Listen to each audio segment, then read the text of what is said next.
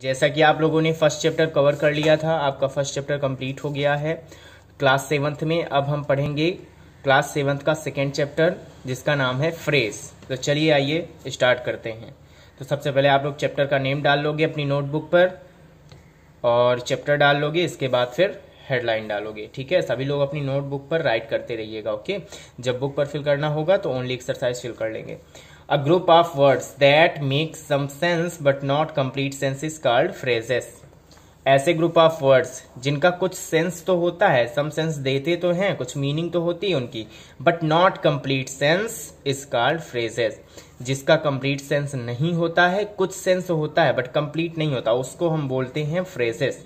जैसे एग्जांपल ले लेते हैं, the books are on the table. तो यहां पर ऑन द टेबल अगर हम निकाल लें ऑन द टेबल तो क्या हो जाएगा, वो फ्रेज। ओके, क्यों? क्योंकि ऑन द टेबल का मीन्स तो है, लेकिन आप किसी से बोलोगे ऑन द टेबल तो वो पूछेगा क्या है टेबल पर, तो आप उसे बता नहीं रहे हो, तो कंप्लीट मीन्स नहीं निकल रहा। तो फ्रेज वही होता है जो ग्रुप ऑफ वर्ड्स होता है, मतलब कोई सेंटेंस में से थोड़ा सा टुकड़ा निकाल लेते हैं हम, उसका मीन्स तो होता है बट कंप्लीट मीन्स नहीं होता है, उसको हम बोलते हैं फ्रेज। चलिए नेक्स्ट अब पढ़ते हैं काइंड्स ऑफ फ्रेजेस। तो काइंड्स ऑफ फ्रेजेस में दिया गया है phrases are of 3 kinds. Phrases कितने टाइप के होते हैं, कितने काइंड्स के होते हैं? 3 काइंड्स होते हैं फ्रेजेस के। कौन कौन से? Noun phrase, adjective phrase and adverb phrase. Okay, 3 kinds ही होते हैं, noun phrase, adjective phrase and adverb phrase. Class 8th में भी यही आपको मिलेगा, क्लास 7th में भी, मतलब 3 ही टाइप्स इसके होते हैं। तो चलिए देखते हैं नाउन फ्रेज क्या होता है। A group of words that does the work of a noun is called noun phrase. आप लोग को पता है कि नाउन क्या होता है? Noun is a naming word, किसी भी चीज का नाउन होता है। तो अब ये जो नाउन फ्रेज होगा ना, तो वो अ ग्रुप ऑफ वर्ड्स होगा, मतलब एक से ज्यादा वर्ड होंगे उस पे, और that does the work of a noun, और वो नाउन की तरह ही वर्क करेगा। ओके, जैसे नाउन वर्क करता है वैसे ही ग्रुप ऑफ वर्ड्स नाउन की तरह वर्क करेंगे, उसको हम बोल देंगे नाउन फ्रेज। और एक चीज दी गई है, पहचानेंगे कैसे इसको? It answers what. अगर आप क्वेश्चन करोगे कि व्हाट, तो आंसर मिल जाएगा आपको। देखिए एग्जाम्पल पर देखते हैं। तो देखिए, I hope to win the first prize.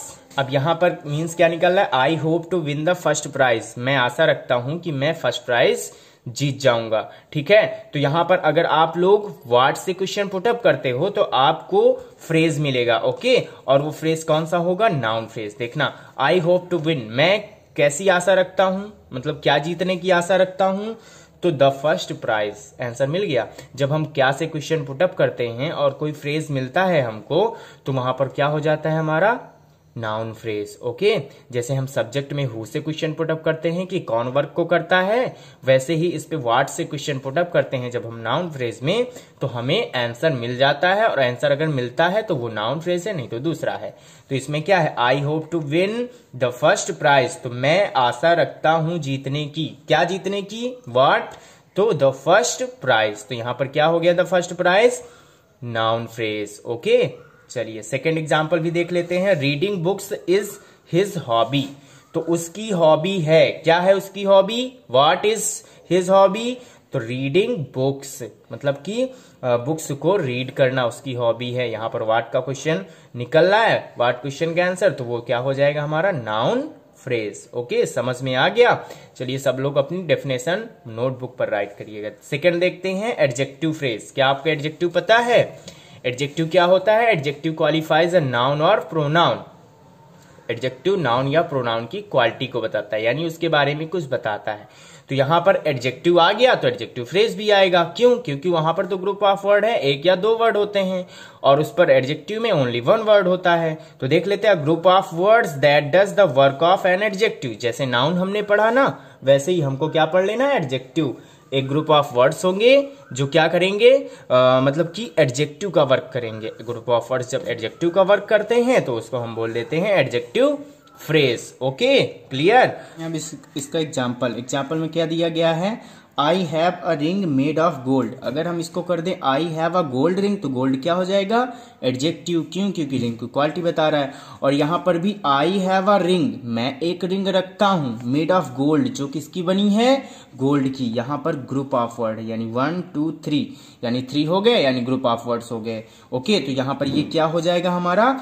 Adjective. Same work होता है, एडजेक्टिव का जैसे होता है वैसे ही एडजेक्टिव फ्रेज का होता है। इसमें ग्रुप ऑफ वर्ड्स होते हैं, उसमें ओनली वर्ड होता है। ओके, सेकंड में देखते हैं, this sweater is made of wool. जो स्वेटर है वो किसका बना है? वूल का। इसको अगर हम एडजेक्टिव में राइट करते हैं तो दिस स्वेटर इज मतलब दिस इज वूलन स्वेटर, इस तरह कर सकते हैं, है ना। तो इसको क्या हो गया? Made of wool. तो मेड ऑफ वूल क्या हो जाएगा हमारा? ग्रुप ऑफ वर्ड हो जाएगा। इसको हम बोल देंगे एडजेक्टिव फ्रेज। थर्ड नंबर देखते हैं। थर्ड नंबर पर दिया गया है एडवर्ब फ्रेज। एडवर्ब फ्रेज में क्या होता है? Adverb a group of words that does the work of an adverb is called adverb phrase. देखो दिया गया है ग्रुप ऑफ वर्ड्स होते हैं दैट डज द वर्क, किसका वर्क करते हैं? एन एडवर्ब का। आप लोगों ने एडवर्ब पढ़ा है। एडवर्ब में क्या होता है? वर्ब या फिर एडजेक्टिव या फिर अनदर एडवर्ब को क्या करता है? मॉडिफाई करता है, उसके बारे में बताता है। वर्ब के बारे में जो बताया उसको हम बोल देते हैं एडवर्ब। ओके, चलिए देखते हैं। दिया गया है, अब इस पे ग्रुप ऑफ वर्ड्स आएंगे जो वर्ब के बारे में बताएंगे या फिर एडजेक्टिव या फिर अनदर एडवर्ब। जैसे फर्स्ट पहले सेकंड देखते हैं। He fought in a brave manner. In a brave manner ये हो गया। तो यहां पर ही फॉट, वह लड़ा। किस तरह लड़ा? इन अ ब्रेव मैनर। इसको अगर हम एडवर्ब करते हैं तो क्या हो जाएगा? He fought bravely. ब्रेवली हो जाएगा। ब्रेवली क्या हो जाएगा? हमारा एडवर्ब। लेकिन यहां पर ग्रुप ऑफ वर्ड दिया गया है तो ग्रुप ऑफ वर्ड पे क्या हो जाएगा? इन अ ब्रेव मैनर, जो कि हमारा हो गया एडवर्ब फ्रेज। क्यों? क्योंकि बहुत सारे वर्ड्स इसमें हैं तो ग्रुप ऑफ वर्ड्स हो गया। और किसके बारे में बता रहा है? लड़ने के बारे में, यानी वर्ब के बारे में। तो हमारा क्या हो गया? Adverb phrase. सभी लोगों ने एडवर्ब पढ़ रखा है तो बहुत अच्छे से समझ में आ रहा होगा। चलिए सेकंड फर्स्ट वाला देख लेते। God is in every place. दिया गया है गॉड सब जगह है, एवरीवेयर। तो आपने पढ़ा है एडवर्ब के काइंड्स, ठीक है। तो थोड़ा सा एडवर्ब के काइंड्स पे जाएंगे। एडवर्ब के काइंड में होता है, एडवर्ब के काइंड में जैसे कि व्हेन बताता है, व्हेन का आंसर बताता है। कोई भी वर्ब हो तो वो कहाँ हो रही हो, ओके। या फिर मैनर बताता है, मैनर वाले पे तो ये आ गया, है ना। या फिर एडवर्ब ऑफ फ्रीक्वेंसी बताता है, ओके। एडवर्ब ऑफ रीजन बताता है। तो ये सारे जब हम थोड़ा सा रिवाइज कर लेंगे तो ये हमें समझ में आ जाएगा। तो यहाँ पर क्या है? God is in every place. God कहाँ कहाँ है? एवरी प्लेस, ठीक है। तो ये एडवर्ब ऑफ प्लेस बताता है। एडवर्ब ऑफ प्लेस में आता है ना, तो आप लोग को थोड़ा सा ध्यान देना पड़ेगा एडवर्ब के काइंड्स को। तो एक बार एडवर्ब के काइंड्स आप लोग रिवाइज कर लीजिएगा, ओके। रिवाइज करने के बाद आपको तुरंत आ जाएगा। क्यों? क्योंकि एडवर्ब फ्रेज है तो एडवर्ब से रिलेटेड है ये, और फ्रेज दिया गया मतलब 2 या 3 वर्ड्स होंगे, ओके। एडवर्ब ही होगा। तो यहां पर हो गया इन एवरी प्लेस। तो यहां पर ये हो गया हमारा एडवर्ब फ्रेज। तो चलिए आप डेफिनेशन आपकी पूरी हो गई। अब आपको करना है एक्सरसाइज। तो चलिए स्टार्ट करते हैं। अब एक्सरसाइज भी कर लेते हैं क्योंकि ज़्यादा डिफिकल्ट नहीं है एक्सरसाइज। आप लोग कर चुके हो, पहले भी फ्रेज पढ़ चुके हो। चलिए देखते हैं, करते हैं। चलिए तो एक्सरसाइज स्टार्ट करते हैं। इस पर दिया गया है फर्स्ट नंबर पर एक्सरसाइज 1 पे, underline the adverb phrase in the following sentences. इस पर क्या करना है? कुछ फ्रेज दिए गए हैं जिसको आपको अंडरलाइन कर लेना है। तो दिया गया है विनय प्लेड द बैडमिंटन।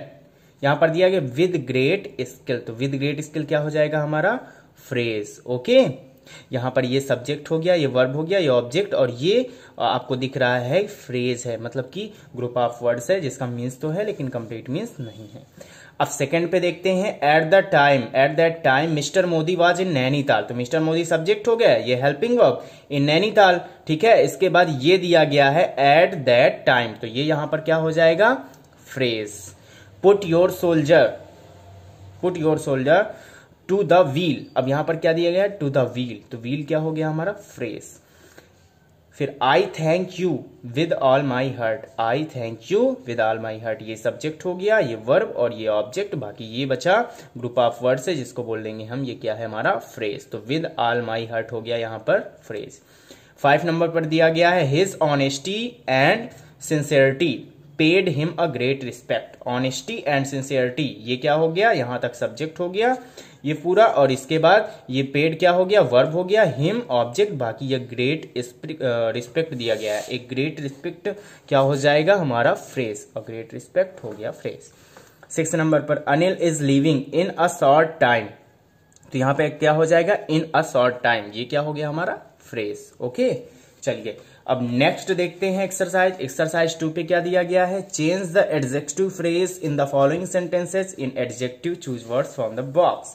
बॉक्स में हेल्प के लिए दे दिया गया हेल्प बॉक्स, और आपको करना क्या है, जैसे हमने बताया था ना मेड ऑफ गोल्ड, तो मतलब गोल्ड रिंग, तो वैसे ही आपको क्या कर देना है, यहां पर वर्ब मतलब बहुत सारे ग्रुप ऑफ वर्ड्स होंगे, उसको एक वर्ड में चेंज कर देना है, तो वो बन जाएगा हमारा फ्रेज, वो बन जाएगा हमारा एडजेक्टिव। ठीक है, एडजेक्टिव फ्रेज को है चेंज करना है एडजेक्टिव में, तो एडजेक्टिव फ्रेज एडजेक्टिव में चेंज हो जाएगा। देखो दिया गया वेरी ब्रेव, जो बहुत बहादुर होता है उसको क्या बोलते हैं, हीरोइक। हीरोइक मीन्स होता है साहसी। ओके, हीरोइक मीन्स क्या होता है, साहसी।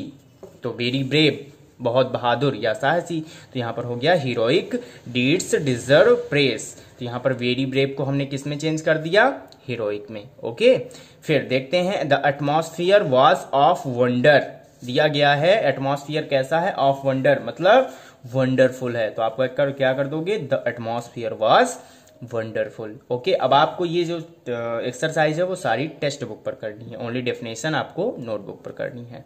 फिर देखते हैं the car was covered in mud, मतलब मड से कवर्ड है कार, तो क्या हो गया, मडी कार हो गई, तो द कार वाज मडी मतलब उसमें मिट्टी बहुत सारी लगी है। ओके, फिर दिया गया है threatening and murdering is an activity against law, देखो ये दोनों अपराध है ना, तो क्या होता है, is in an activity against law, तो अगेंस्ट लॉ है तो मतलब इलीगल है।